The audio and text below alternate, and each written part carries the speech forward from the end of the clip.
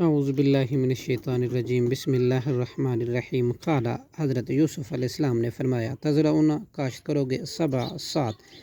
سنینا سال دعابن لگاتار فما حصدتم پھر جو تم کاٹو فذروہ تو چھوڑ دو اسے فی سنبلہ اس کی بالی ہی میں الا مگر کلیلہ تھوڑا سا مما اس میں سے جو تاکلو تم کھاؤ ثم پھر یاتی آئیں گے من بعد ذالک اس کے بعد 7 سال شداد سخت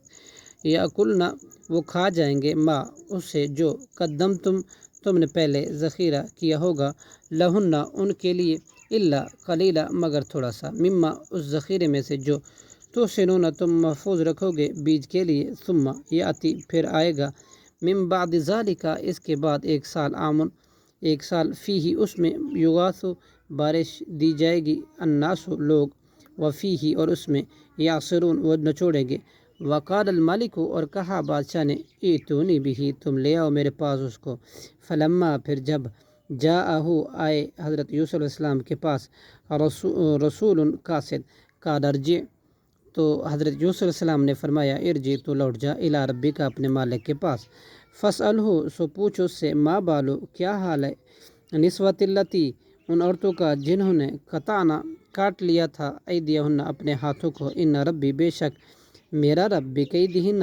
ان کے مکر کو علیم خوب جاننے والا ہے قال اس بادشاہ نے کہا ما خطبکن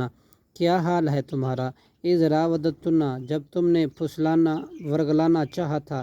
یوسف حضرت یوسف علیہ السلام کو ان نفسی اس کے نفس سے قلنا انہوں نے کہا حاشا للہ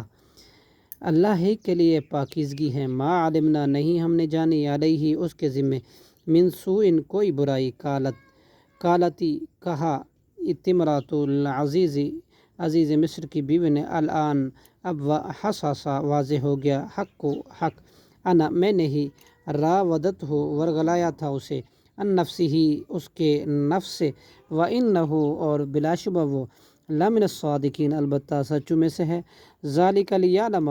یہ اس لیے کہ تاکہ وہ جان لے انی کہ بے شک میں لم اخن ہوں